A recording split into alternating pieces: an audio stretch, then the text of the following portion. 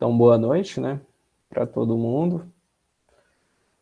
Como tinha ficado combinado, esse é o primeiro encontro, né, do GP Cine para a gente debater um filme.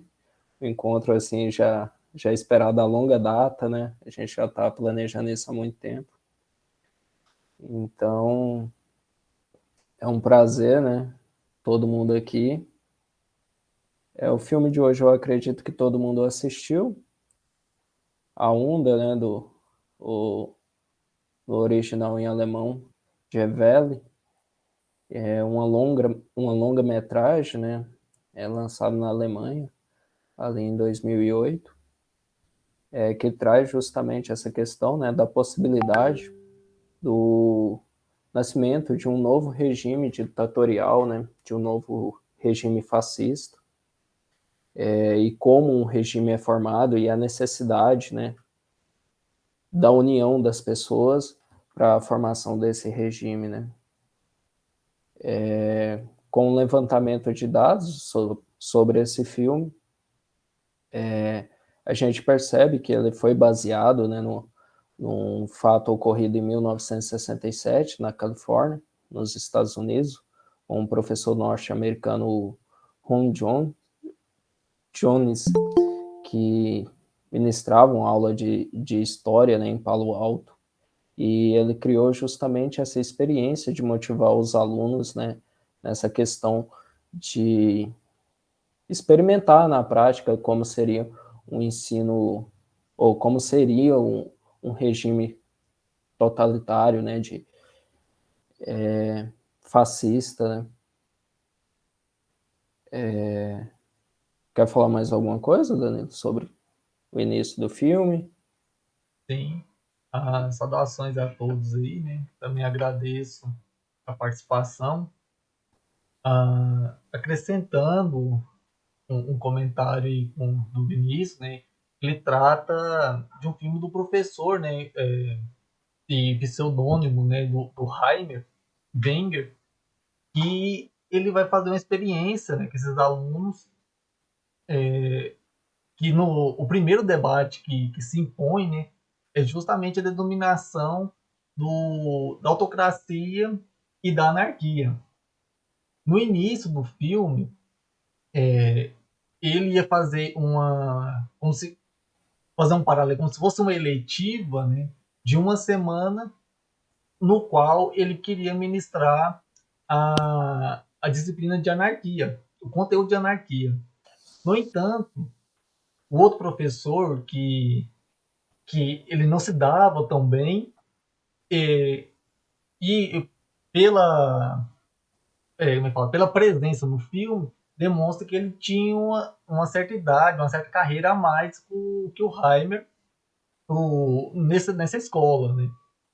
E nisso, esse embate de ele ter escolhido a anarquia ao invés da autocracia demonstra também e uma outra característica, né, que é a questão da experiência dele. Ele falou que viveu em um bairro na Alemanha onde ele participou de grupos anarquistas, né? Ele vivenciou essa rotina. Então, para ele, essa experiência ele estaria mais próximo do que o outro professor que ele só estava em sala de aula, né? Então, assim, tem essas características já no início do filme também que demonstra de grande relevância, né? Alguém quer fazer algum comentário a respeito ou acrescentar?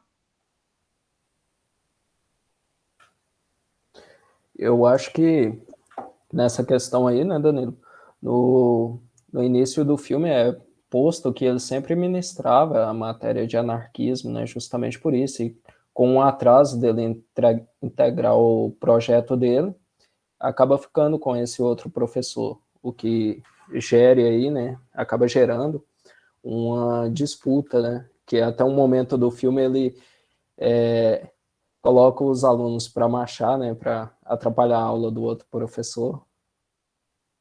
Né, que aí também acrescenta o, uma outra coisa, né, que o professor Wenger ele é mais popular do que o outro professor, porque a sala do Wenger, né, ele lota de alunos e durante o filme também vai acrescentando mais gente, né? Os alunos se interessam pela, pela aula, né, pela temática, mais pelo professor do que pelo conteúdo. Que é o que o Vinícius também demonstra, né? Uma coisa interessante também é que durante o filme é posto que o Wenger ele é um professor formado na rede pública, né, enquanto o outro teve uma formação mais particular, né, que eu acho que jamais na metade do filme é posto isso. Quando ele está discutindo com a esposa dele, né, ele acaba falando isso, que ele sempre sofreu, né, um preconceito dentro da instituição por esse fato, que todos perseguem ele, né, acabam isolando ele um pouco. Sim. Eu acho que esses são os principais pontos ali para entender o começo do filme, né? Seguindo adiante, seguindo adiante é muito bom. Mas enfim, o professor, o Wenger, né? O Heimer Wenger, ele tem como proposta ensinar sobre a autocracia, né? Já dito que ele perdeu assim o direito de ensinar sobre o anarquismo. Ele propõe uma experiência para os alunos, após perceber o desinteresse dos alunos por aquela aula monótona, né, de sempre apenas explicar a matéria. Ele propõe uma experiência na prática sobre o que seria um governo autocrático, né, quais seriam os principais pilares que sustentariam esse governo. Né? E entre a primeira e a segunda aula já mostra o professor ali quando ele conversa com a esposa dele, e ele fazendo pesquisa nos livros sobre isso, e a partir da segunda aula ele já começa a colocar esses pontos, como na primeira aula ele coloca o primeiro pilar do governo autocrático, né, que é ter um líder, uma figura central, e aí na segunda ele já vai criando aquele fator simbólico, né, de unificação, de união dos estudantes. Mais alguma coisa aí, Danilo? Então, até nessa parte também eu queria até fazer a apresentação da onde, né, que o professor, o Wenger, ele conversa com os alunos e pergunta do porquê, né, que eles queriam participar, do que eles entendiam por autocracia, né? Então, vocês me informam se estiver tranquilo.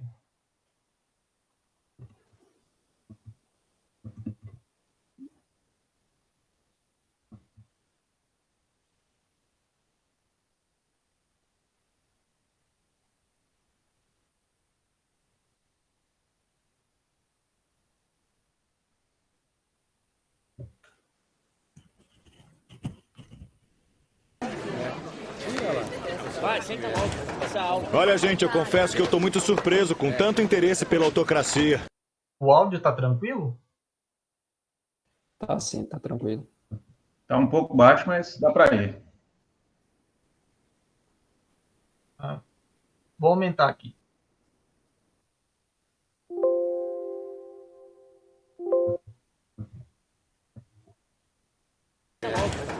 Olha, gente, eu confesso que eu tô muito surpreso com tanto interesse pela autocracia. Eu teria feito anarquia se fosse vocês. Com aquele velho do Villand? Isso é por sua conta. Tá legal.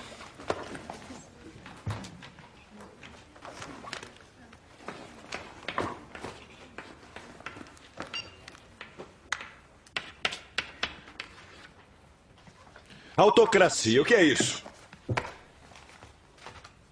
Vamos lá, gente. Vocês escolheram o tema. Devem saber ou esperar alguma coisa dele. Eu espero que não tenha pressão. Jens, o que significa um governo autocrático? Acho que tem a ver com monarquia. Não necessariamente. Ferdi, o que você acha? Corrida de carro em crateras. Essa foi horrível, hein? Mas valeu a tentativa. Lisa, não me decepcione. Ditadura, talvez? Isso faz parte. Caro? Eu acho que a autocracia é quando um indivíduo ou um grupo domina as massas. Exato. Autocracia é uma palavra derivada do grego e significa autogoverno. No caso, auto significa próprio e kratia significa poder.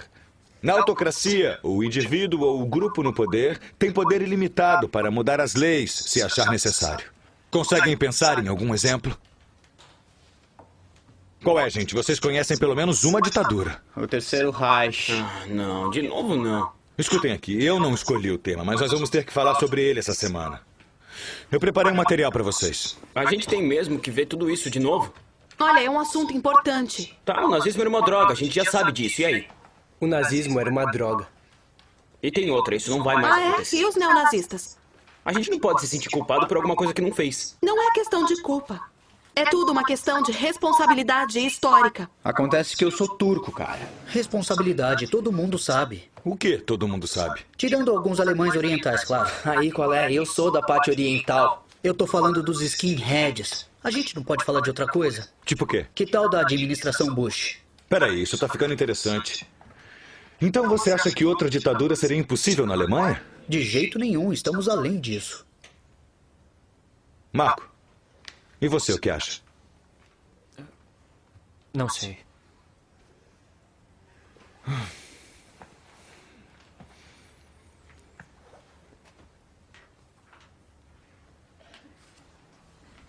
Bom, intervalo de 10 minutos.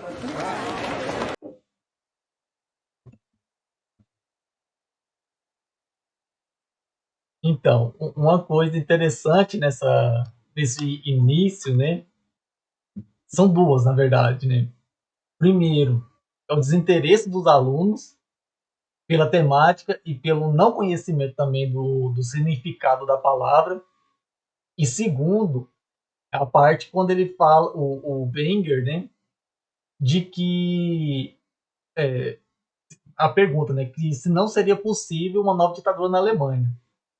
Essas duas partes são bem emblemáticas, eu vejo nesse início do filme, porque os alunos aí, eles estão, um termo assim, né, alienados. Tipo assim, como se não fosse possível acontecer uma nova ditadura, ou uma nova guerra, nada, né? Então, assim, para eles, puxando até um exemplo, né, da teleologia de Kant, né, que a humanidade chegou no patamar assim, de homogeneidade, né, de bem-estar social, e que nada retornaria, né? Assim, nada aconteceria novamente, né? Eu não sei se vocês tiveram essa mesma impressão quando assistiu, né, esse pequeno início, né? O que vocês dizem? Isso remete a uma outra cena do filme, né? Que é quando tá todo mundo na balada, e aí o jovem lá, protagonista, né? Esqueci o nome dele agora, mas ele fala, olha, o que há para a juventude lutar hoje em dia? Pelo que a juventude se revolta hoje em dia? Então, quais são as questões que fazem com que essa juventude fique indignada hoje em dia? Aí eu começo a falar, olha, os assuntos mais procurados na internet aí ele cita lá uma daquelas, não sei se não me engano, uma das cantoras lá, né? Quem tiver lembrado da cena pode complementar também. Aí eu falo, olha, a juventude, então, nesse contexto, está perdida. Ela não tem, assim, um ideal por que lutar. Nós estamos numa Alemanha que está vivendo uma plena ascensão econômica, está com uma economia estabilizada, mas que, ao mesmo tempo, fragilizada em termos de ideais. Essa juventude não tem por que lutar. Os ideais estão perdidos. É uma geração que ela não se prontifica para nenhum tipo de luta política. Essa que é o tipo da juventude, né, do nosso contexto, né? Uma juventude que ela não está muito preocupada com os ideais políticos ou com o envolvimento político, ou sequer entender a política. Isso parte muito mais para uma ausência coletiva, né, mas, ao mesmo tempo, do inconsciente, dessa juventude que ela não tem, ou acha que não tem mais por que se revoltar. Isso remete lá à questão do filme. Olha, da mesma forma que a Alemanha dos anos 20, dos anos 30, né, caminhava ali para caminhava não, já estava numa série de problemas econômicos e sociais pós-Segunda Guerra Mundial, isso criava um fosso, né, muito grande, ou seja, uma fragilidade política dessa Alemanha, Da mesma forma que a Alemanha, naquele contexto, na crise, né, abriu essa possibilidade, essa lacuna, e fez com que esses líderes, né, tivessem uma emergência e uma ascensão muito rápida, hoje também é possível. Né? Ele começa, então, a questionar. Então, a gente pode observar que o filme ocorre na escola, também busca o alvo da juventude, né? Que é um alvo muito fácil. Se você for pegar hoje as propagandas, grande parte das propagandas são direcionadas para o público jovem. Há uma preocupação muito mais para o público jovem do que para um público de idade, né? E isso é porque a propaganda, as propagandas e o próprio capitalismo percebe que é um alvo muito fácil. Ou seja, essa juventude que pode ser facilmente manipulado, ainda mais hoje, né? Então, isso remete a essas reflexões iniciais que o Danilo enfatizou aí. Só para a gente esquentar um pouco mais o debate. E isso aí tem um fator também, já que, assim, tendo uma parte bem mais pro final do filme, né, que esses alunos, né, essa juventude, até mesmo quem não era da escola, né, que tem personagem da pista de skate que mostra, né, eles não se veem depois fora da onda. Tipo assim, a onda se tornou tudo para eles, né? Porque tem uns outros problemas que aparecem também, né? E muitos participantes da onda vêm de família desestruturada. Os pais não dão, não prestam apoio, né? Eles tratam, né, os filhos com frieza, não tem aquela relação de pai e filho, né? E eles veem a onda como se fosse uma salvação para eles, né? E isso aí é uma parte interessante também. Isso aí é muito massa, o que o Danilo falou. Exatamente, está no personagem, né, do Tim, que ele ele toma um sentido para a vida dele, né, a partir daquele movimento. E no começo das aulas ali, na terceira aula, o Wenger pergunta aos alunos o que levaria um Estado, né, a uma autocracia. Aí os alunos até falam, uma crise econômica, social, injustiças e tal. Mas só que os alunos não percebem que eles próprios estão inseridos nessas crises, né? Que os alunos, no seu ambiente familiar, eles passam por isso também.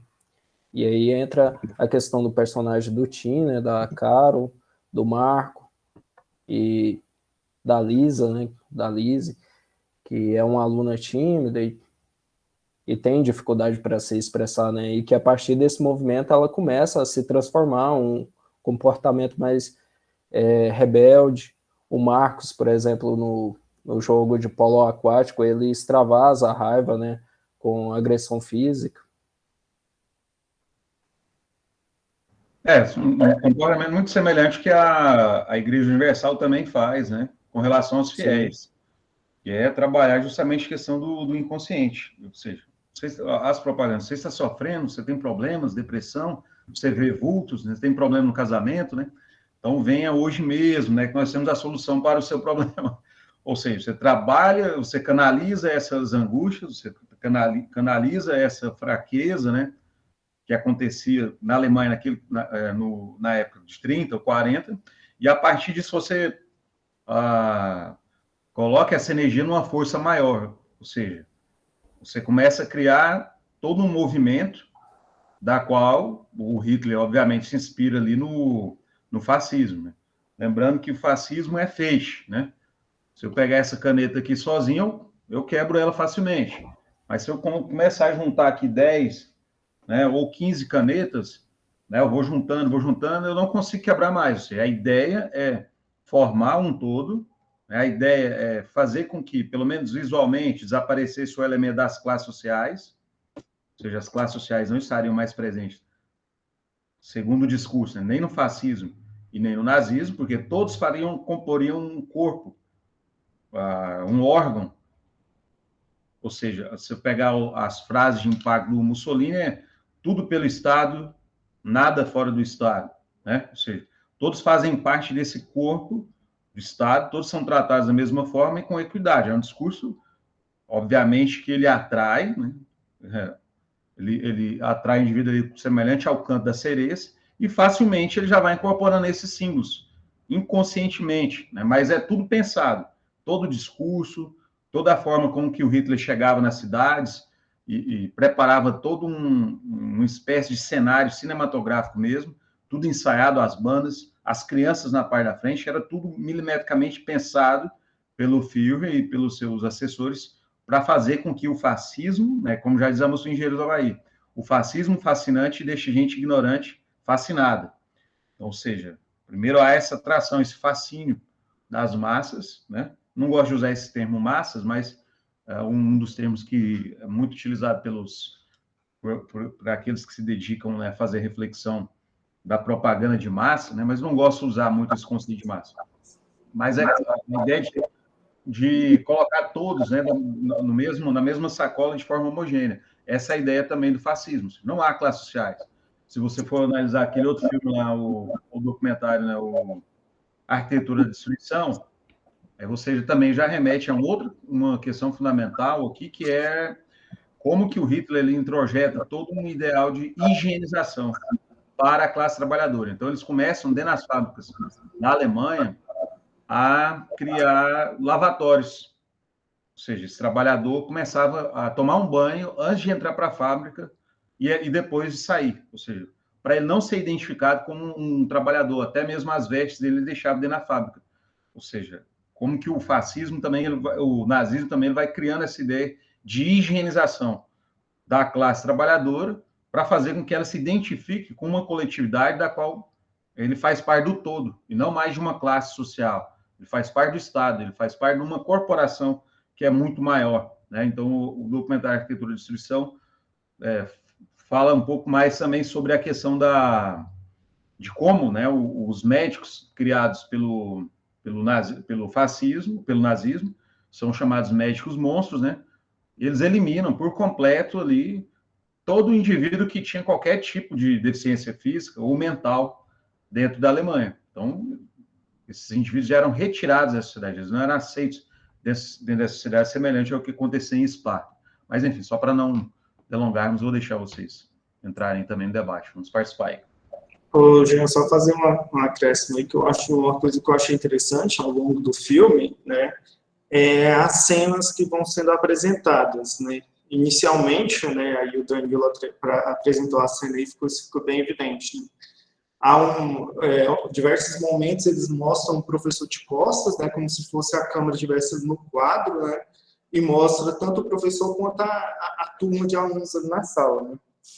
E é interessante que nos primeiros momentos que mostra isso, né, vê uma certa ali, não diria desordem, né, mas assim, não há uma certa organização dos indivíduos ali na sala de aula, né, cada um fica do jeito que se sente melhor, o professor é bem tranquilo, né, e aí a gente pensa que em pouco tempo, né, em 5 dias aí que acontece o filme, né, para assim dizer uma semana, né, 5 a 7 dias aí,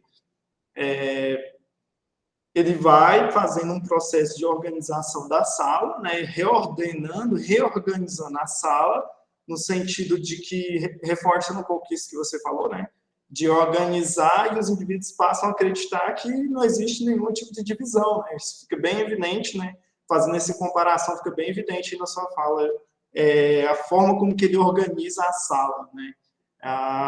E aí, no final, né, acho que a última cena assim, de grande impacto, vai ser ele, né, de branco ali no auditório, com todo mundo ali super bem organizado e ordenado, né. E aí você vai vendo que nesse processo de transição, né, vou chamar de transição, né, essas fases aí que vai de organização da sala, alguns indivíduos começam a se questionar, né, fazer uma reflexão, né, e você percebe que não é todo mundo que aceita, né, mas é a maioria que se sente bem, né, se sente tranquilo ali, né, confortável, né, dentro da forma como que vai se transformando, né, a situação, né, a dinâmica que é feita na sala de aula, né. Então, é um ponto assim, que eu achei interessante falar depois dessa fala sua. Só lembrando que o filme ele é feito, né? Ele é inspirado, né? Já tem ele é um remake, esse aí, na verdade, é um remake, mas tem uma outra versão americana de 1981, que é inspirado num experimento do professor Ron Jones, numa escola da Califórnia, que aconteceu em 1967. Então, um filme baseado em fatos reais, né? Na qual o professor visava explicar para os seus alunos o surgimento dessa ascensão do nazismo. E, com 3 anos, o experimento tomou uma proporção tão grande que ele teve que encerrar. Ele decide encerrar o experimento com medo da proporção que aquilo iria tomar. E aí, em 1976, ele publica o livro baseado nesse experimento, que é The Third Wave, ou seja, a terceira onda, que logo depois vai ser filmado e exibido na televisão com grande aceitação do público norte-americano. Uma outra experiência feita pela professora Jenny Elliott também, que ela organizou as suas classes, né, com crianças do curso primário, em situações que fizessem entender diretamente a violência ao racismo, logo após a morte ali do Martin Luther King, né? A experiência, então, também teve um registro cinematográfico que vai chamar The Eye of the Storm, realizado em 1970. Então, a partir disso, você vai tendo esses pressupostos para surgir, para o filme, né, ser baseado nessas histórias e também no próprio livro escrito pelo professor em 1976, né? Então, essa versão que chega para a gente diz que tem uma divergência, né, com relação à versão de 1981. O que é mais trágico é que é baseado em uma história real. Eu preciso ver ainda essa de 1981 que eu não conheço. Alguém levantou a mão aí? Não sei. Filho.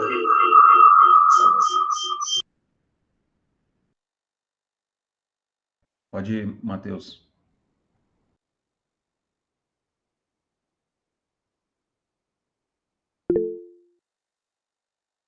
É porque você deve estar com 2 aparelhos com o microfone ligado.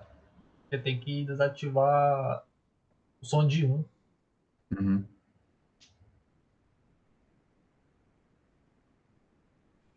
Foi agora? Agora Certo? sim.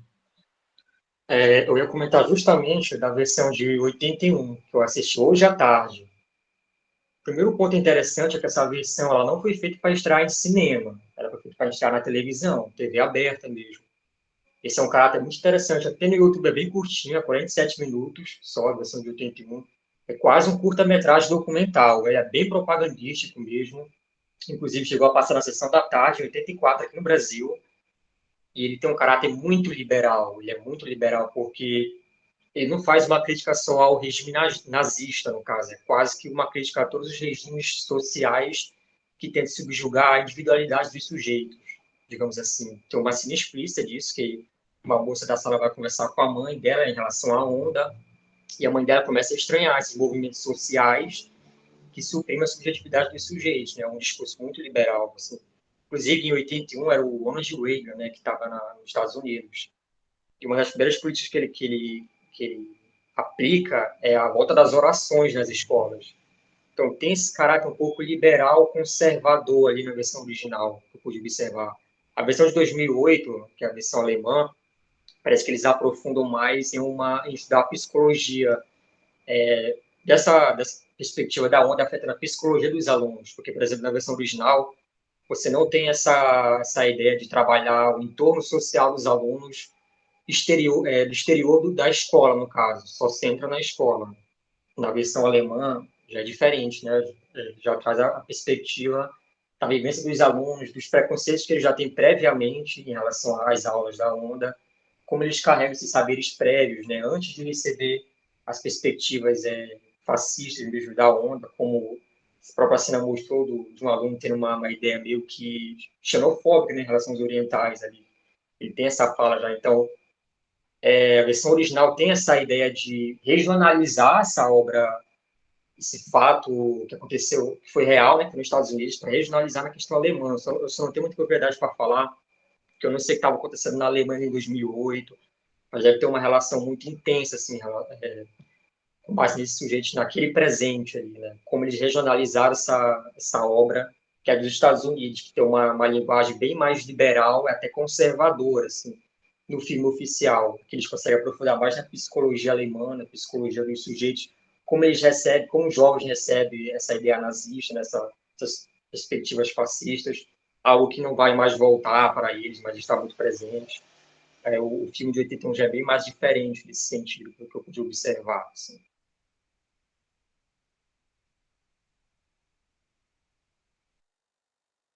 É isso, mais alguém?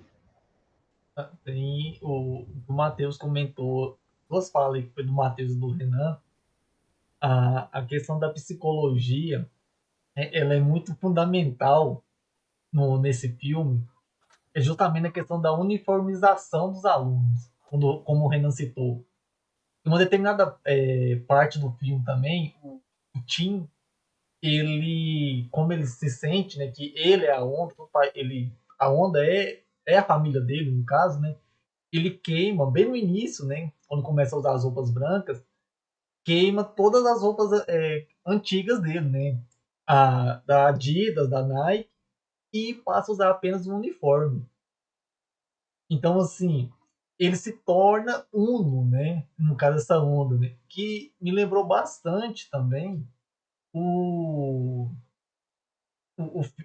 livro, né, do psicólogo Zimbardo, chama Efeito Lúcifer, porque dá assim a entender nesse experimento, né, que ali é totalmente um fato social, no sentido de que os indivíduos sofrem essa coerção, né, que no caso uma das características do fascismo, né, se eles não fazem parte da onda, eles são literalmente cortados.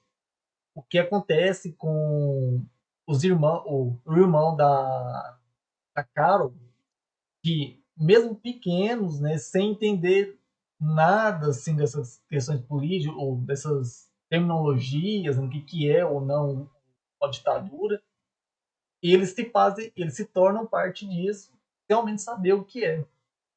E quando eles bloqueiam, eles impedem os meninos de brincar lá na pista de skate ou de entrar numa sala de aula, ou do colégio, no caso, né? E isso aí é um efeito Lúcifer total, né? As pessoas eram boas, né? E se tornaram más do dia para a noite. Então, assim, isso também é um fato interessante, né? Inclusive, dizem que esse de 81 visava justamente responder essa pergunta. Por que que os alemães deixaram acontecer, né, tamanha atrocidade e não fizeram absolutamente nada? Dizem que a ideia era responder, esse documentário de 81 era responder essa questão. Por que que isso ocorreu? Você tem as reflexões também lá do Adorno, né, a educação em barbárie, que ele vai fazer uma série de reflexões sobre isso, que é muito interessante também. Tem outros textos da Escola de Frankfurt que falam um pouco sobre essas questões, né?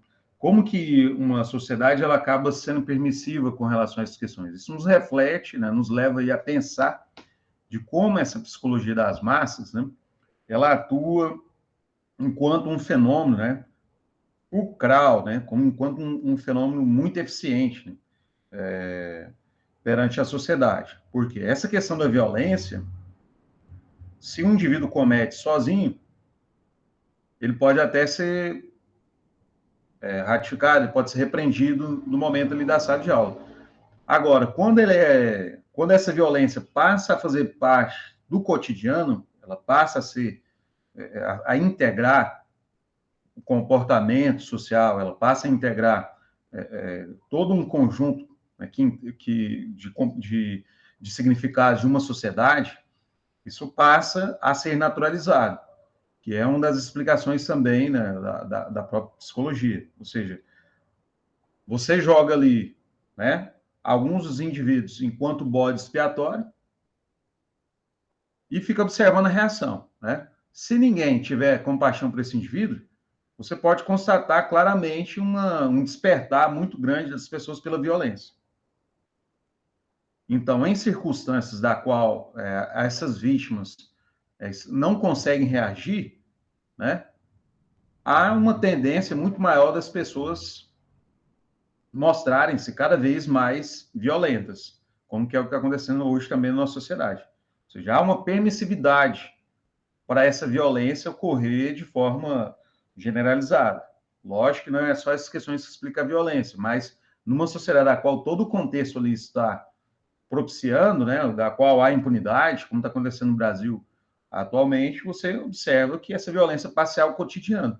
Porque a questão da impunidade e também essa violência ela acaba tornando-se parte do cotidiano das pessoas. Então, em determinados momentos, essas motivações, né, passam a ser outras, porque eles se espelham em um líder, esse líder político, essa autoridade, né, política, e a partir disso eles começam a reproduzir isso no próprio cotidiano.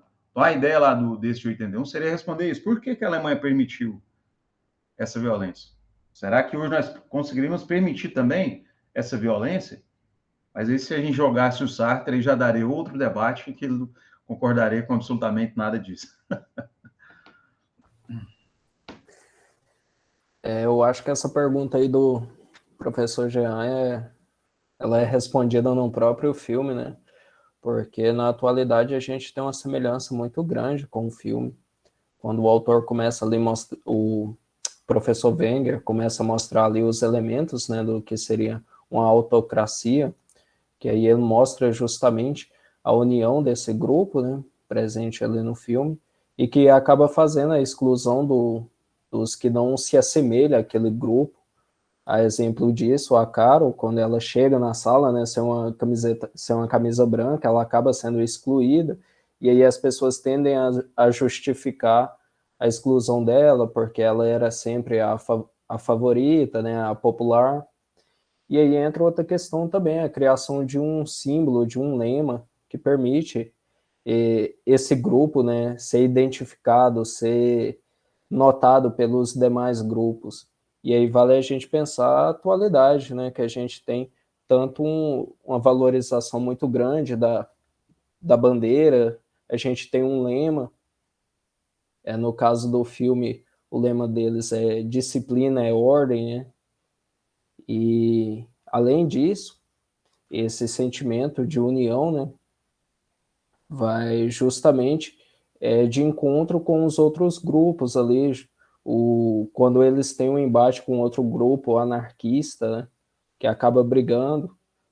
Então é justamente isso, essa questão de se identificar quanto a um grupo, um pertencimento, e de oposição a outros.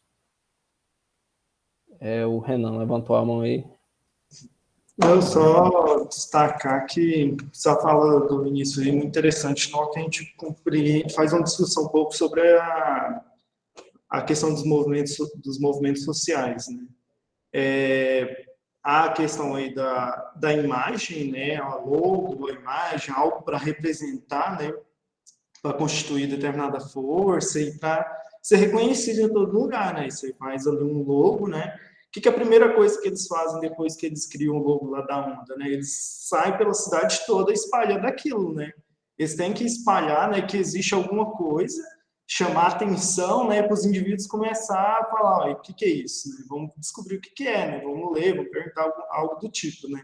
Então há necessidade de espalhar que está tendo uma coisa diferente, senão ninguém vai saber, né? E por outro lado, há também a questão aí eu falo do movimento social, porque inicialmente, né, há essa pequena organização, algo bem simples, mas aí você vai vendo que algumas insatisfação dos indivíduos, né, vai fazendo com que eles estejam cada vez mais ligados, né, a um objetivo comum que o grupo, né, que o coletivo ali do grupo ali compartilha, né. E aí há um objetivo, né, com isso, né, se sentir bem, se sentir aceito, acabar com os problemas sociais, etc., né? Então, isso aproxima muito da certa reflexão sobre os movimentos sociais, né? E tanto essa questão de ter a simbologia quanto a organização deles ali nesse processo de organização. Tem a questão do Otávio aí no chat aí, Danilo e Vinícius, se quiser responder. Só uma questão aqui, rapidão, quando o Renan apontou a questão que eles pincharam na cidade, né? Só que aí tem um ponto bem interessante nessa parte, que quando ele vai pinchar, eu acho que era na prefeitura, né, que eles estavam construindo, ou algum prédio assim, que na hora que a polícia chega de noite, quando o cara sobe lá sozinho, a galera vaza. Então aí tem um ponto também interessante, assim, nós estamos unidos até que ponto? E essa parte eu achei muito interessante, porque assim, deixa ele na palhada, né? O cara lá, se fosse preso, se a polícia batesse, qualquer coisa, ou se ele caísse lá mesmo, ele estaria sozinho. Então, esse também é um ponto interessante, né?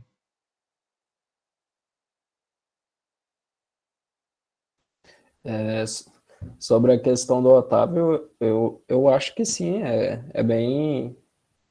O filme dá essa margem, né? Ele mostra que a autocracia, quando as pessoas se envolvem nesse grupo, ela pode tender tanto para ela tende, né, para esse lado, sendo ela de esquerda ou de direita, ela sempre vai tender para esse lado.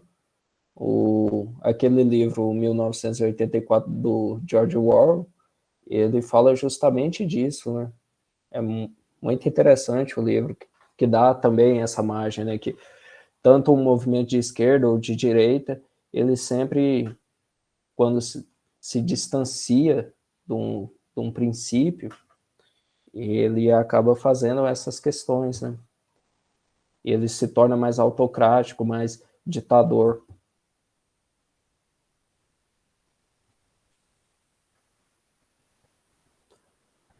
Fala aí, Daniel. Oi? Daniel, tá congelado aí? Fala aí, Daniel. Uma coisa importante de analisar sobre o filme é não só sobre a homogeneidade, mas como esse discurso de homogeneidade é recebido. Porque, apesar de ter um desfecho no final que é possível ver que não é bom, as pessoas recebem uma mensagem como se estivesse fazendo algo legal. Quando eles enfileiram e colocam as mesas, colocando um aluno que tem certas aptidões em uma área com outro aluno que tem certas aptidões em outra área, eles tendem a mostrar que estão formando algo homogêneo, colocam uniformes da mesma cor para facilitar uma identificação de um grupo. Eles excluem um grupo social e criam como se fosse um grupo nacional, uma camaradagem horizontal, como diria Benedict Anderson.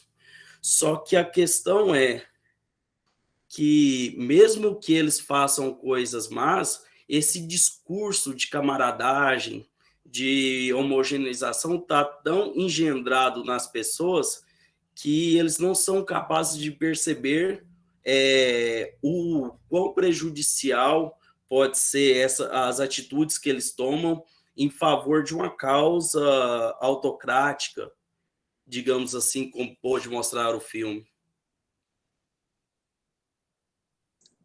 Eu só acrescentaria uma reflexão e comparar na fala do Daniel com a do Danilo aí, da questão lá, até que ponto, né, eles realmente estão juntos na causa, né?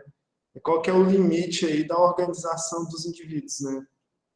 Que até então eles têm aí a questão de estarem aí fazendo essa certa causa, né, para estar unido, tudo mais, né, todo mundo ali no bem comum. Só que eles não compreendem ainda o processo de, eu diria, enfrentamento, não sei, dos problemas das instituições, né? Que até um certo momento eles só estão ali na escola. Algumas questões ali do cotidiano, né? Igual a gente já falou da pista de skate, né? Alguma questão em outro local que eles estão aí por fora, próximo à escola, né? Aquele embate que há lá com os anarquistas, né? Alguns pequenos problemas, né? Só que isso demonstra que há um certo limite da organização dos próprios indivíduos, né? Eles não sabem bem até que ponto que eles realmente estão ali companheirismo, se dizer, ou certo nível de organização e consciência daquilo, né? Aí é onde, como diz, quando o negócio arrocha mesmo para o lado deles, quando a polícia aparece, quando outras autoridades aparecem, né? Eles não dão conta de se manterem firmes, né? Aí eles tendem a se desunir ou partir para a violência, né? Que é aquela parte lá que o indivíduo saca a arma ali, né? Aí é onde eles não conseguem ir além, né? Desse nível muito, como diria, tá no nível bem básico da organização ali, né? Mas é um pequeno grupo, né? Difundiram algumas coisas, mas eles não conseguem ir para além daquilo, né? Só um apontamento aí.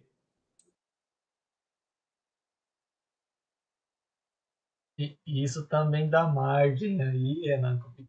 Eu fiquei muito pensando assim na nossa realidade, né? Que quando o líder, né, que no caso é o Wenger, ele vê que já tomou proporções extremas, que não dava mais também para controlar, né, a onda, né, na questão, né, ele simplesmente se desfaz. Porque, tipo assim, a galera toda estava seguindo um líder. Então, assim, e esse líder estava só no colégio, como você bem apontou, né? Depois que ultrapassa essas barreiras, eles já estão todos desfeitos, né?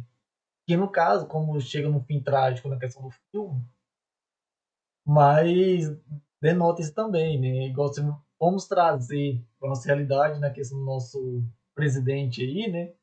Tem uma manada que segue ele. Até que ponto será que vai isso, né? E já está em condições catastróficas também. Boa noite, Matheus. Só queria insistir um pouco mais na questão ali do Matheus Ori, né? Que tem dois Matheus. Boa noite. Boa noite. Na questão do Otávio, né? Essa questão da ferradura, né? Porque, assim, se formos observar, porque tem que tomar muito cuidado com os discursos, né? De achar que, por exemplo, esses elementos, né? Da psicologia das massas, esses elementos autoritários, eles estariam presentes só no fascismo ou só no nazismo. Se a gente for observar o stalinismo, por exemplo, dentro da União Soviética, você vai ter muitos desses elementos, principalmente essa questão da aniquilação do indivíduo, que vai fazer parte do todo, que é o partido, né? O grande partido dos bolcheviques. Você vai ter uma formação de uma burocracia, né? De uma hierarquia dentro do próprio partido, da qual os indivíduos da alta classe do partido dos bolcheviques é que vão ser, obviamente, privilegiados dentro da União Soviética nesse contexto, e elementos ditatoriais. Prova disso, você vai observar os grandes campos de concentração, né, as gulags, da qual Stalin manda muito mais pessoas do que o próprio Hitler. Então, a questão da vigilância, do controle, esses dias eu assisti um outro filme falando sobre isso, que até mesmo o Stalin colocava microfones, né, de escuta para começar a observar ali, né, os infiltrados do partido, para começar a observar ali se havia alguma pessoa tramando algo contra o partido, né? E o 1984 fala muito bem sobre isso, Revolução dos Bichos. Então, essa lei a lei Ferre, né, essa questão apontada pelo Otávio, é interessante nesse sentido, de não tomarmos os extremos e achar que esses elementos, né, de alienação, de dominação, de controle, existam somente no fascismo ou no nazismo, porque eles estiveram presentes também na União Soviética enquanto durou a ditadura soviética também. Então, nós podemos perceber, por relatos e documentos, né, que isso também foi muito presente. Quando a gente faz uma análise crítica, aprofundada da questão política. E nas chamadas, entre aspas, democracias, né? As democracias totalitárias, no próprio capitalismo, que ele tende a vender toda uma visão de mundo da qual, não, todo mundo faz parte do capitalismo, todo mundo pode votar, você pode, né, por meio do seu voto, mudar essa realidade, todos são muito bem aceitos, você faz parte de um todo, né? Você pode alcançar o seu lugar ao sol no capitalismo também, desde que você trabalhe e contribua para o desenvolvimento, né, o progresso, como diz alguns políticos analfabetos do país. Mas, se você observar, o capitalismo ele tem muito desse discurso também. Então, os elementos que dá para a gente conectar com a contemporaneidade são esses, né? São questões muito mais profundas, psíquicas, da qual essa propaganda ela sai o tempo todo falando, se você comprar um iPhone, você vai fazer parte, né, de todo esse processo e você vai ser bem aceito. Então, trabalha-se muito esse elemento, a fetichização da mercadoria, que vem da onde? Vem lá da época que o fascismo ou o nazismo utilizavam os meios de comunicação como instrumento de propaganda. Só para não delongarmos muito aqui, só insistir nessa questão do Otávio aí. Matheus, mão levantada aí. Boa noite. Fazer uns comentários aqui para o debate. Faz um tempo que eu vi esse filme, né? Infelizmente eu não consegui ver novamente para o debate. É um filme muito trabalhado em escola para fazer debate. Acho que provavelmente assisti esse filme a primeira vez na escola mesmo, na faculdade, né? Então, faz um tempo que eu assisti, então se eu falar algum erro aí em relação ao filme, vocês me corrijam, né? Vou pegar um aspecto da fala do Renan, que ele fala que acontece tudo rápido na narrativa do filme, né? Então, rapidamente você cria o grupo, o nome, depois a saudação, etc. E muito rapidamente os alunos começam a ter comportamentos excessivos, né? Então, no que diz respeito à narrativa do filme, talvez pudesse ser melhor desenvolvido, né? Porque você vê assim, não tem uma evolução dos personagens, eles estão de um jeito e de repente eles já mudam, avançam para uma violência de forma muito rápida, né? Agora, em relação à mensagem do filme, né, o filme quer realmente passar a ideia de que as pessoas são manipuláveis, né? Se não houver um tipo de contraposição, um determinado conjunto de ideias pode rapidamente descambar para a violência, né? Então, penso que essa é a mensagem que o filme quer passar, né? Que é muito fácil você manipular e criar um grupo violento que combata ideias diferentes por meio da violência. E aí, interessante o Jean falar do termo massa, né? Realmente, tem o termo massa é muito utilizado na teoria da comunicação, e o próprio Adorno e Horkheimer, eles tentam criticar esse termo, né, a partir da ideia de indústria cultural, mas eles continuam, eles mantêm o termo, né? Acho que se a gente quiser falar de um termo, de um conceito que não caia nessa ideia de massa, a gente tem que falar de classe social, porque a massa, ela é uma massa, né? Igual quando você vai fazer um bolo, um pão, ela não tem distinção, ela é homogênea. Então, quando você fala em classe social, aí são diferentes, né? São modos de vida diferentes, as pessoas trabalham em empregos diferentes e vivem de formas diferentes, né? Então, se contrapõe a ideia de massa. Agora, dialogando com essa questão colocada pelo Otávio, ferradura, na ciência política se criam muitos modelos, né? E modelos gráficos e tal. Essa ideia da ferradura parece ser mais uma grande simplificação, né? Eu já tinha ouvido falar, mas eu não tenho aprofundamento sobre essa concepção aí. Mas, por exemplo, tem um modelo da ciência política que ele faz um contraponto entre liberdade e igualdade. E aí ele fala que se você avançar muito na liberdade, você vai diminuir na igualdade e vice-versa. Já tem outro modelo, se não me engano, é do Norberto Bobbio, ou outro cientista político, eu esqueci o nome agora, que ele faz um plano cartesiano. Então, uma linha é liberdade, a outra linha é igualdade, e ele vai posicionando os diversos espectros políticos aí nesse plano cartesiano. Só que, assim, acaba tendendo para o centro, né? Ou seja, falar que o certo é você não ir muito para um extremo, nem ir muito para o outro, e aí combate com esse discurso o chamado extremismo, né? O chamado extremismo, que hoje em dia as pessoas confundem muito com radicalismo, né? Então, o que é ser radical? Ser radical é você ir na raiz. O Bolsonaro fala assim, não, eu quero ser radical, só que ele não tem nada de radical. Ele tem de extremo, ele quer ir para um rumo extremo, né? Um rumo totalmente idiota, e ele quer ir enfiar a cabeça nesse buraco mais fundo que ele conseguir. Por que ele não é radical? Porque, por exemplo, acabar com a violência. Então, quais são as raízes da violência? Desigualdade social está na raiz. Agora, não, eu quero ser radical, eu quero acabar com a violência matando todos os bandidos. Isso não é ser radical, isso é ser o máximo superficial, não tem nada de radical nisso. Então, extremismo é uma coisa, radicalismo é outra coisa.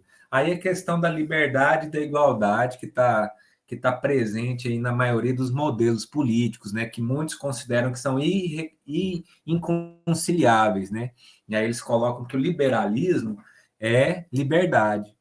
Só que se for analisar o neoliberalismo, né, especificamente, você vai ter a liberdade de uma determinada classe social, enquanto as outras classes sociais não têm liberdade porra nenhuma. E aí, se você pega, por exemplo, o capitalismo de Estado da Rússia, né, da União Soviética, de Cuba, né, então você também não tem liberdade. E aí, como isso é associado ao comunismo, então o comunismo não tem liberdade. Só que, se você pega o comunismo tal como colocado por Marx, o comunismo é liberdade, o comunismo é igualdade. Porque não existe você determinar o que o indivíduo vai comer, o que ele vai produzir. Isso não é liberdade, isso não é comunismo. Então, como ficou muito associado a esse capitalismo de Estado, a ideia de não liberdade, trouxe para o comunismo também a ideia de não liberdade, que aí se colocou como oposto o liberalismo e depois o neoliberalismo, como se fosse, né, o reino da liberdade, né, que é um domínio político que defende a desigualdade, né? Se você pega qualquer pensador neoliberal que tenha estudado minimamente, né? Claro que tem muita gente que se auto-intitula neoliberal, mas não sabe o que é. Então, o neoliberal, ele fala, não, eu não quero igualdade, eu acho que a sociedade não tem que ter igualdade, a pessoa tem que ter o direito de ser melhor que o outro. É isso que o neoliberal prega, né? E aí, bom, então é isso, a gente tem muita confusão em relação à política, né? E eu acho que é nesse aspecto que a gente pode trazer uma crítica para essa análise do filme, né? Usar esse filme para fazer uma crítica, né? Porque o filme evidencia uma ignorância que tem na população, nas pessoas, né? A própria cena que foi transmitida aqui, quando ele começa a questionar o que é o autoritarismo, não, como que é o termo que ele autocracia. Isso, autocracia, a pessoa fala, não, é monarquia. Não necessariamente, né? Então, tudo isso exprime, né, a ignorância das pessoas em relação à política, aos termos e tal, que seria importante as pessoas conhecerem para elas combaterem, para elas se posicionarem, né? Da mesma forma, hoje consideram o nazismo de esquerda, as pessoas não sabem distinguir, por exemplo, monarquia de ditadura, né? Capitalismo de Estado, de comunismo, de social-democracia também, que é outra coisa diferente. E aí a gente pega no Brasil, tem um monte de partido da social-democracia brasileira, que é um partido neoliberal, né?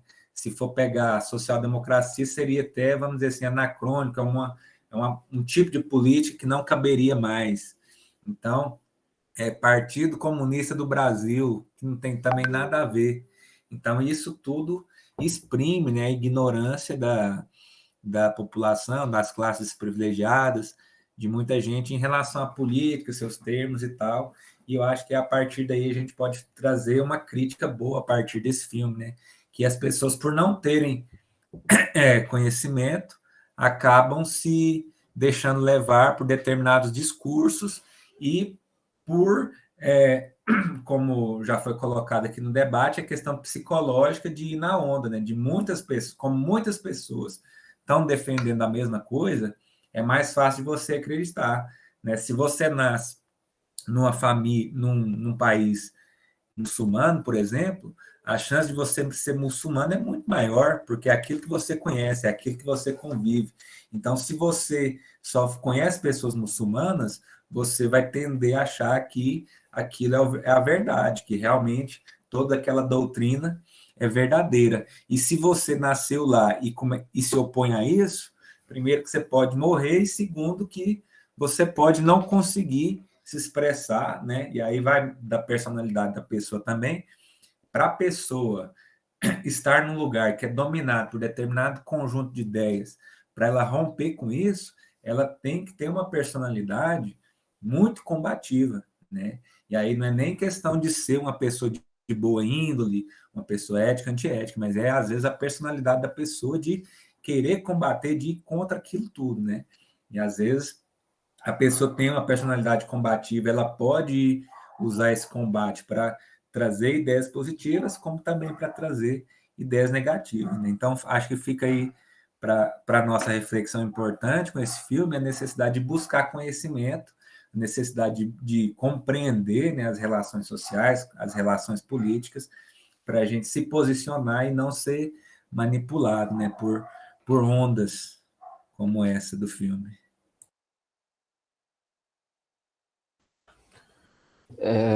Uma questão interessante nisso aí que o Matheus falou, sobre essa questão de ir na onda, né?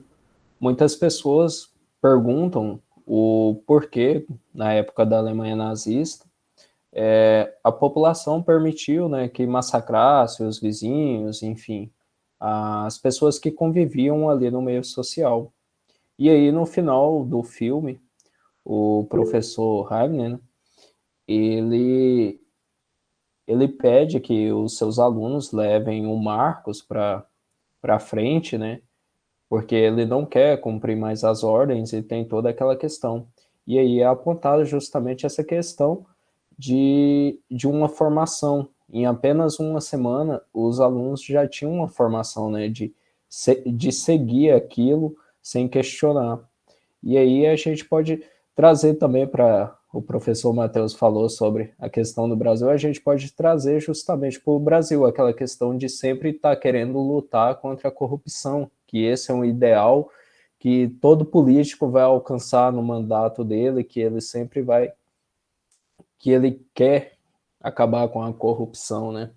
E aí nos últimos anos, ali próximo a 2018, né, a gente teve uma inflamação disso, de lutar contra a corrupção, toda aquela questão da televisão.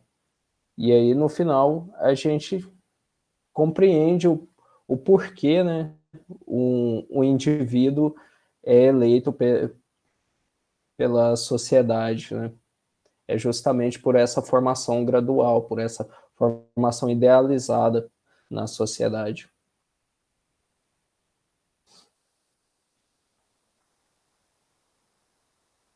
Muito bem. Danilo, vai pôr mais algum trechinho aí? Não, pô, aqui tá tranquilo já. Mais algum? Bateu muitas partes que eu iria apresentar, a gente debateu, né? Isso é bom, sinal que o debate tá rendendo aí. É que eu tinha separado alguns pontos aí, né? Vai debatendo aqui, vai passando por eles, né? E tá. Debate bom é assim, quando a coisa flui. Só insistindo com relação a essa questão dos indivíduos, né, que são dissolvidos nos grandes grupos, que é a chamada psicologia das massas, quer dizer, ó, os indivíduos, numa situação, vamos pegar um jogo de futebol, né, por exemplo, o cara começa a gritar junto com a multidão, né, ele quer torcer, ele quer que o time ganhe, mas se vocês olham ele sozinho, ele gritando, xingando, ele vai parecer um macaco, urrando e blasfemando e parecendo um maluco, né? Na psicologia das massas, né, no comportamento fascista ou nazista, isso passa a ser o quê? Essa identidade dele se dissolve, é o que o Sartre fala, ele prefere renegar a sua própria liberdade e atribuir essa liberdade para outro, é o que o Freud vai falar, olha, o líder espiritual vai se configurar vai ser representado nessa figura do pai, né? Então, esses instintos de paternidade vão ser atribuídos a um líder, né, que ao mesmo tempo é pai e é mãe, porque se ele praticar violência dentro do fascismo ou dentro do nazismo, ele vai ser protegido pela mãe, ou seja, isso é legalizado.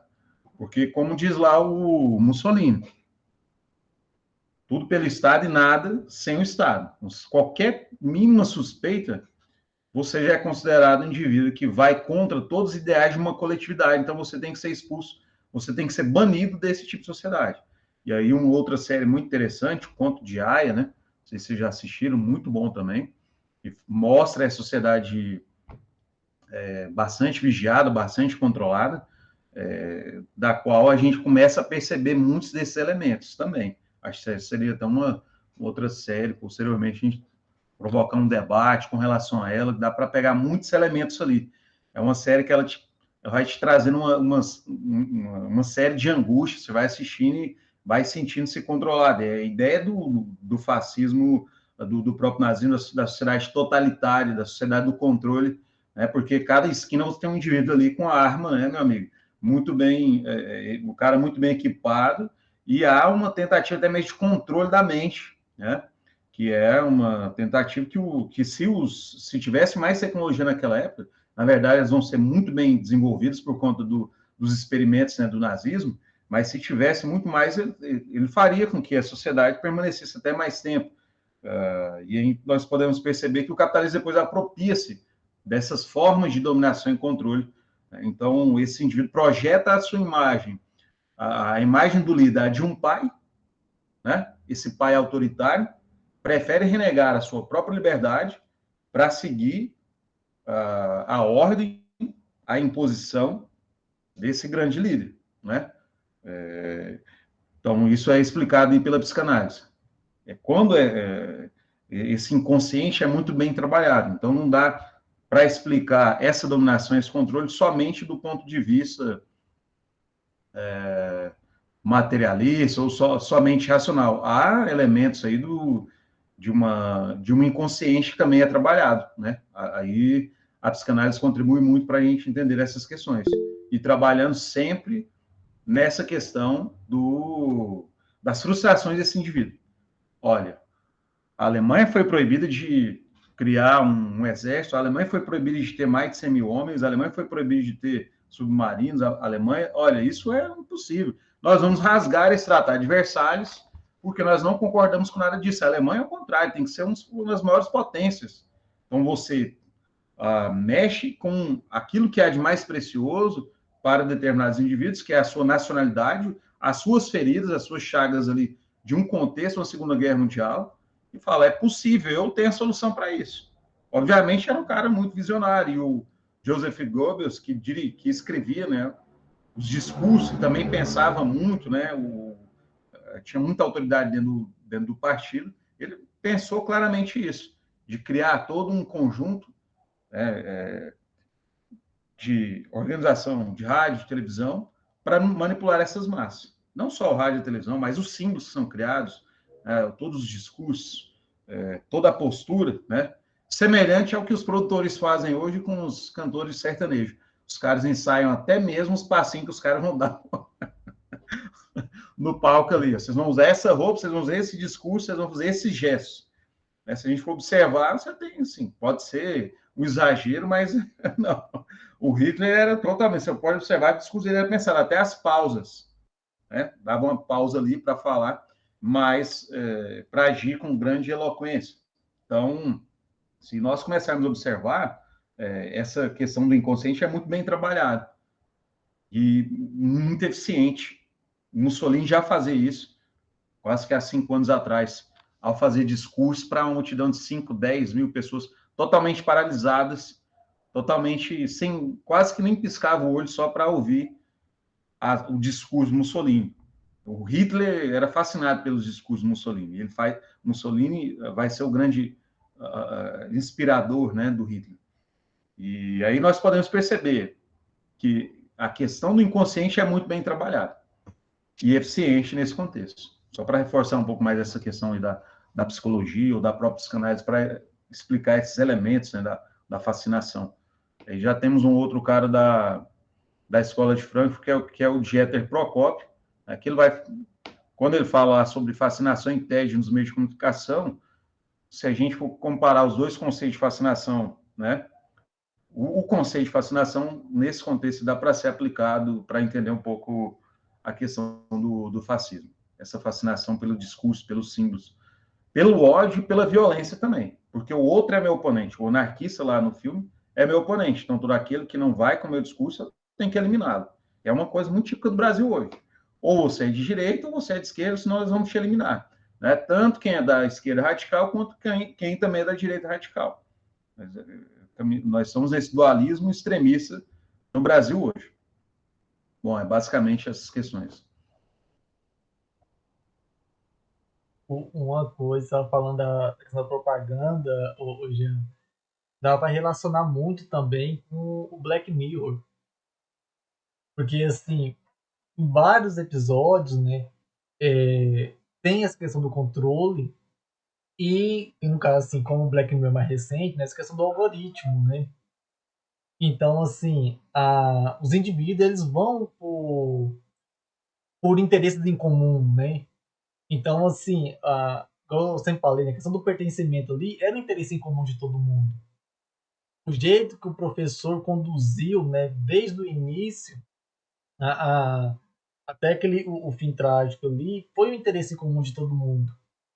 Só que o que acontece, como também no Black Mirror, todo final é trágico, né, praticamente, foi o que aconteceu também no filme, né? Então, se a gente for pensar nisso, né? Porque, assim, a questão da propaganda e da estética é fundamental em, tipo assim, qualquer ação humana, né? Aí eu vou pensar por que acontece. A questão das grandes marcas, né? É justamente isso. Aí trazendo também o conceito do Churran, que independente de onde você esteja no mundo, você vai encontrar uma logo ou da Coca ou do McDonald's. Você já sabe o que significa isso, né? Então, assim, eu acho também aquela transposição de passar ou demonstrar que a onda era gigante, né, no filme, a logo ali, eu acho que também tem a ver com isso.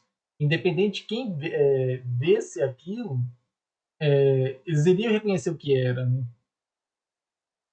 Então, eu acho que por esse sentido aí. Se a gente for pegar a Coca-Cola, o McDonald's, eles utilizam isso, né, cara? Criação de um símbolo muito eficiente, que vale milhões, né? Como elemento de denominação. Se você for pegar, tem também outras pesquisas que mostram, né, como que essas empresas que são atuantes até hoje, inclusive bancos, elas conseguiram acumular fortunas imensas na época do nazismo e fascismo. Uma delas é a própria Coca-Cola, que lança a Fanta, né, para ser comercializada dentro da Alemanha. A BMW, né, cresce muito também nesse contexto. Volkswagen, no nazismo, a Fiat. Se você vai pegando o Hugo Boss, né, que hoje tem uma série de produtos, você vai pegando vários desses produtos que implicitamente ali nos bastidores eram aliados com o próprio nazismo e a própria Igreja Católica, né? O Ratzinger ia fazer o Heil Hitler na infância, né? Na juventude, né? Então, são meandros de uma sociedade, né? Se você for observar como que essa nossa sociedade funciona, ela funciona de forma podre e doentia, né? Os principais bancos, as principais corporações, elas não surgem assim num piscar de olhos. Você vai ter muito sangue de pessoas inocentes rolando ali, vai ter muita sujeira, muita corrupção, a fortuna e a riqueza no capitalismo não brota do céu para a terra. É preciso que o sangue de vários trabalhadores e várias pessoas esteja impresso ali, no DNA e no surgimento dessas empresas, dessas grandes corporações. E isso que alguns indivíduos tapados não conseguem ver. Alguns até falam que o Hitler era anticapitalista. Nunca, mas nunca. Né? Se o discurso dele já falar, nós vamos tirar a Alemanha dessa situação, ele vai descer até o mais fundo do limbo ali para fazer acordo com quem fosse, com a Igreja Católica, com o clero, seja lá quem for, com as principais instituições que arrecadaram em muito na época do fascismo e do nazismo, depois da ditadura militar no Brasil, né? Então, os hipócritas vêm com esse discurso, né, da moralidade, da família, da pátria, da nação. Isso é uma conversa fiada. O que está por trás de tudo isso é o próprio capitalismo, é o dinheiro, é o sangue derramado ali. Mas as pessoas não conseguem fazer uma análise radical, não conseguem enxergar um metro à frente do nariz, tamanha estupidez e ignorância, né? Vai lá, Renan. Não, é só complementar mesmo a reflexão que você vem apresentando aí, Jean, no sentido de que o capitalismo não perde nada, né? Essa existência, vamos beneficiar aqui algum determinado grupo, ajudar alguma classe social aqui em algum programa, etc., né? E aí, o que vem repercutindo aí nas mídias ultimamente aí é uma grande enxurrada de aumento de taxas, né, em geral, né, de questão de necessidades aí primárias, por assim dizer, tipo, uma energia, um aluguel, algum tipo, mas, por outro lado, há um grande benefício para grandes empresas como se diz, de outros países, né, vêm para cá, fazem suas instalações aí, né, ganha diversos descontos de imposto, um monte de coisa, só que aí onde que eles, será que realmente é de fato há esse benefício, né, onde é que eles vão jogar? É para o trabalhador, né, cara, ele que vai pagar, né, arcar aí com esses programas aí de benefício para as empresas, né? E os indivíduos já trabalham, já feito um condenado, vai trabalhar muito mais para poder pagar todos esses custos, né? Então, o capitalismo ele não está preocupado com o proletariado e as classes ali próximas dele, não. Ele está interessado em render dinheiro, né, para a burguesia e as classes que estão próximas deles, né? Realmente ali e os indivíduos não fazem essa reflexão, né? Não tendem a compreender um pouco mais sobre a sua realidade, né? Tendem a aceitar, né? E aí vem a situação de que, por exemplo, a gente comentou a questão do Bolsonaro aí, dele criar diversos programas agora, né? Em vez de vou dar R$400 de auxílio, vou dar R$600 de auxílio, né? E aí, se o indivíduo voltar em mim, né? Ano que vem eu vou te dar mais auxílio, né? Que aí vai só melhorando a sua vida, né? Porque você precisa de auxílio, você não precisa mudar essa sociedade, né? Você não precisa fazer essa reflexão, né? Basta, né, você aceitar algumas migalhas ali e fica tudo bem, né? Tá? A gente pode continuar a desgraça do jeito que tá.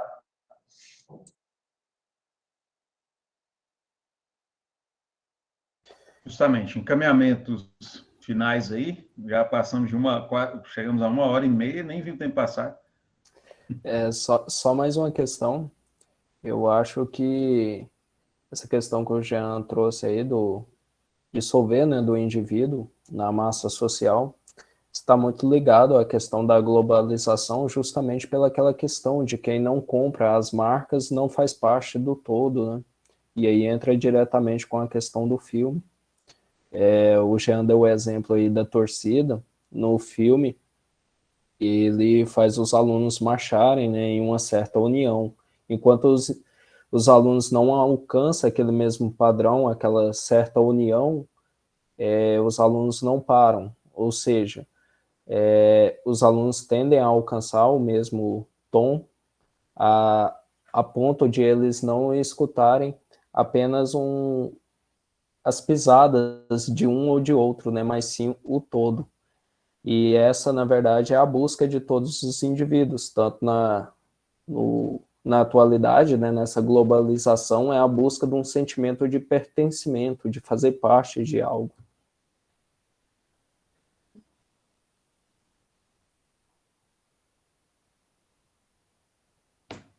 Muito bem. Danilo? Só encaminhando já, né, só lembrando aqui mesmo, né, o final do filme, né, que no ato de se arrepender, né, todo mundo depois que viu que se torna pega uma dimensão catastrófica, né, todo mundo se arrepende, né, porque todos tiveram a consciência de que essa onda ela fez mais mal do que bem, né? Até mesmo em um diálogo que é o Marco, né? depois que ele bate na Carol no final lá e vai conversar até com o professor, falou assim, você tem que parar com essa onda, porque já tomou dimensões extremas e eu mesmo não tenho mais consciência do que eu estou fazendo. Então, assim, esse final também eu acho bem emblemático, né? Eu acho que é isso, né? Se tiver mais algum comentário. Fazendo uma análise aí, já pegando o destaque do Vinícius aí sobre a questão do pertencimento, o filme mostra que ele perpassa por várias fases de criação de uma identidade comum. O uniforme branco, uma saudação, um slogan próprio, que são elementos que criam uma identidade para que aquele discurso se engendre mais fácil nas pessoas. Porque é a questão que, como eu falei anteriormente, sobre a camaradagem horizontal. Apesar da homogeneidade não ser alcançável, as pessoas que lideram a autocracia têm ciência sobre como criar dispositivos para que as classes sociais não percebam que estão sendo manipuladas e não vejam as brechas que existem no discurso das ditaduras.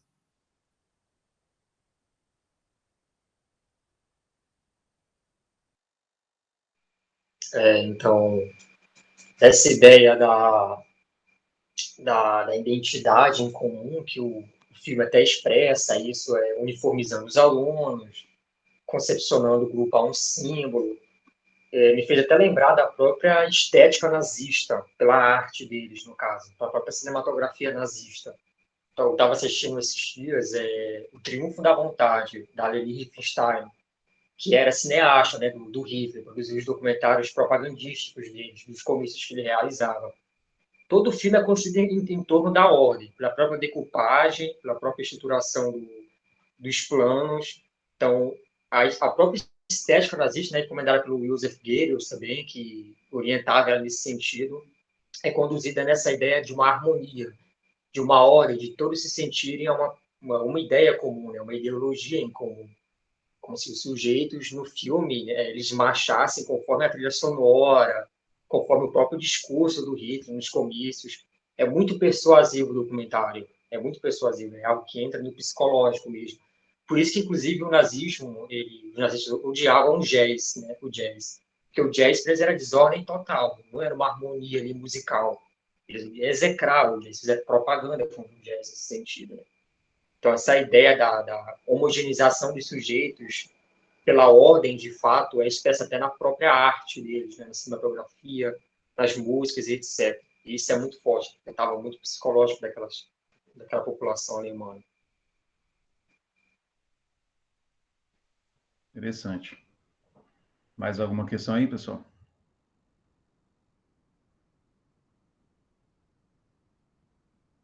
Olha, agora o cálice para sempre, né, Jean? Isso aí. Essa ideia de que é possível, sim, né, surgir os líderes autoritários, né, mas que é possível também evitar, né? Não sei se no contradiscurso, né, no contra-argumento e trabalhando também com a juventude, né? Porque muitos intelectuais não se propõem a pensar, né? Não se propõem a trabalhar com a juventude hoje, né? E essa juventude, principalmente na nossa contemporaneidade, está assim, ainda continua com aquelas reflexões do filme lá de 10 anos atrás, mais de 10 anos atrás, né? Assim, pelo que o jovem hoje vai lutar, sendo que a trilha sonora do jovem hoje é balança raba para lá e para cá, e enfim, né? Não querendo generalizar a questão do funk, mas por uma série de bombardeamentos, né, de músicas de entretenimento banais, né, de propagandas, de filmes de blockbuster, enfim, né, uma podridão total que ocupa a chamada cultura, né, da nossa contemporaneidade. Então, pelo que essa juventude hoje luta, né, isso já nos dá uma certa angústia, né, com relação essas próximas gerações aí. E o filme também traz, talvez, nos alerta para essas questões, né? De nos levantarmos enquanto seres pensantes, no sentido de fazer esse contradiscurso, no sentido de mobilizar, no sentido de alertar para essas questões. Acho que a importância do filme seria nesse sentido também. Você pensar aí, Jean, né, se tivesse marcado aí para fazer um churrasco e os indivíduos beberem e dançarem aí a noite inteira, né, os indivíduos tinham lotado, né, cara? Agora, para fazer uma reflexão, né, fazer apontamentos críticos aí sobre um determinado filme, etc., né? Para que fazer isso, cara? Pensar é cada vez mais raro. Tanto que você observa as redes sociais. Nas redes sociais só tem imagens, não tem texto mais. Se passar uma prova para um aluno com 2, 3 parágrafos, já começa a estar, esse está muito grande, professor, tira isso ainda daqui. Como eu ouvi esses dias, né? Essas provas estão muito grandes, põe um parágrafo menor aí, cara. Ninguém tá querendo fazer isso mais, né, Jean? Essa que é a questão. Tá no microfone.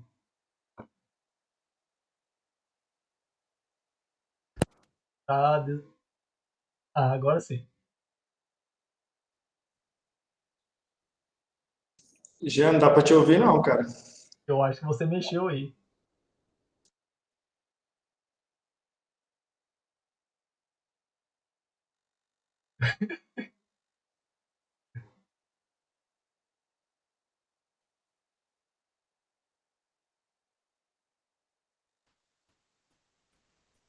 Eu acho que ele tirou o fone, aí não reconheceu depois. Será que ele vai voltar ou ele já desistiu por hoje, já cansou? Espera aí, um minutinho aí, acho que volta. Acho que só eu foi também. Ó, o Marcos isso aí, cara. Pentear o cabelo, né? Mas tem tanto tempo que eu não vejo o Marcos, tô até com saudade dele. também, cara. Tava escondido por aqui, só vendo o debate aí, galera. Agora voltou. Agora deu certo. O Marcos deve estar pensando, esses caras vêm aqui em Morrinho só para me atormentar, cara, só para pegar a janta. Danilo, pode interromper a gravação aí? Acho que por aqui já finalizamos. E vocês, a gente já definiu